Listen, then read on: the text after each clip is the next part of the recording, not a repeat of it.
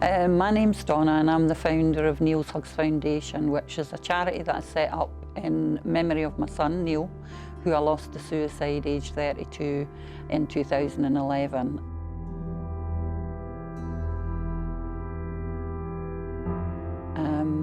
At the time when we lost Neil, there wasn't any support locally for me, and I would travel to Edinburgh once a month in rush hour traffic trying to get to a support group, which was really stressful, as you can imagine.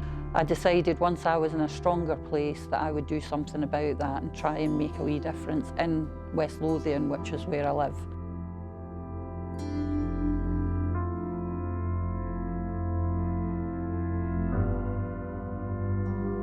We've set up a support group for families, but it's extended beyond that. We now have men's support, ladies support, one-to-one support in place for different people. And it's not all about suicide, it's about poor mental health and just giving people a community to go to.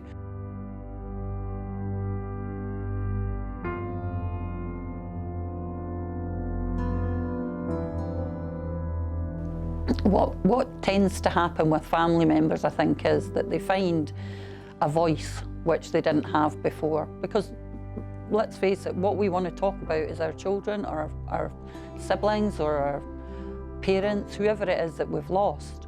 And by giving us a voice or giving people a voice, they feel a bit more empowered, so that they can go on and support other people that are going through the same thing, but at the same time still using that as a memory to the person that they've lost.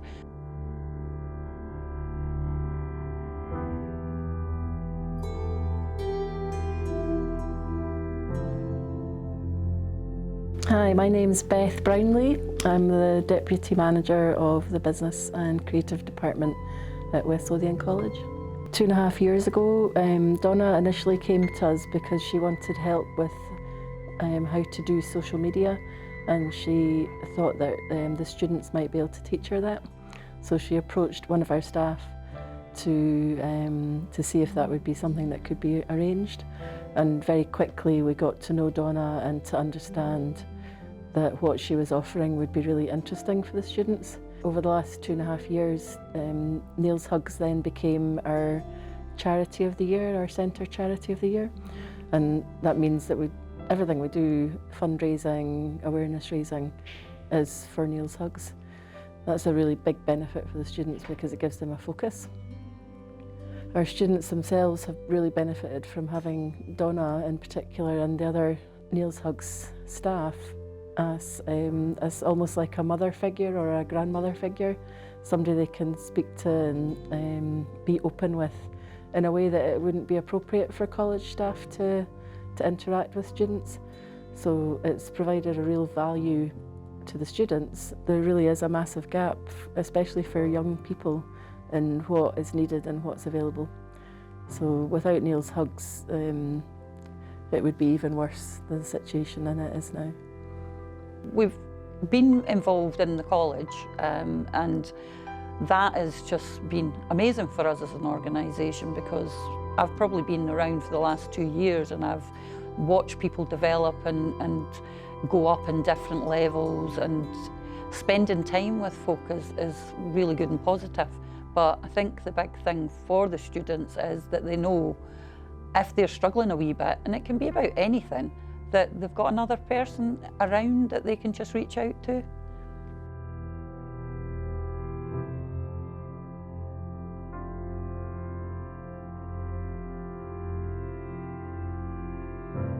The reason that we got involved with Smile is we're an adult service, and it could take up to 3 years or 4 years for us to put in place the right people, the right legal stuff that we would need to do for us to operate and provide support for children.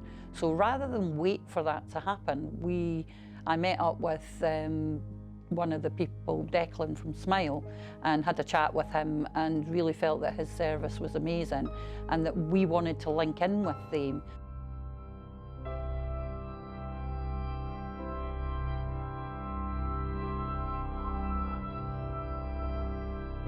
Our service isn't, it's not rocket science. We offer a cup of tea, a bit of cake or a biscuit, and a safe space to talk.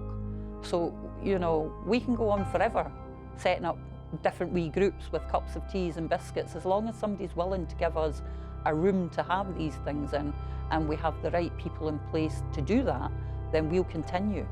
What people can do to help us is talk about us, share our posts, spread the word that there is somewhere that people can go if they're having a struggle, like a difficult time. You know, if they're struggling, it could be somebody's got an addiction issue, it could be somebody's come out and their family's not accepting that, it could be that somebody's like got money worries, whatever it is. People don't want to die for suicide, they just don't want to live with whatever the pain is that they can't see finishing. So if we can find avenues for people to go and speak to other people to help them with their specific issue, then that will benefit everybody. And people just spreading the word, just putting on a t-shirt or doing events, or, you know, just when they're speaking to somebody, passing on information, saying, well, listen, I heard about this service. There's a group that's happening. You know, making people aware in our community what's available. We've got a Facebook page, we've got a website, we have posters in various locations, we have flyers that we hand out, and that's all kind of, you know, a wee bit old-fashioned, I'm sure some people think, but I think that the more you see the information about in every format, the better. And people tend to cater maybe for just younger people with technology, but there's older people.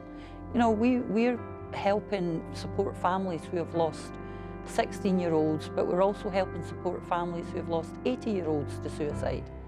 Now, it's happening everywhere. If some of these people come across a leaflet, they might keep it and one day use it, or they might hand it on to somebody. So just using every one of our media to try and get the word out.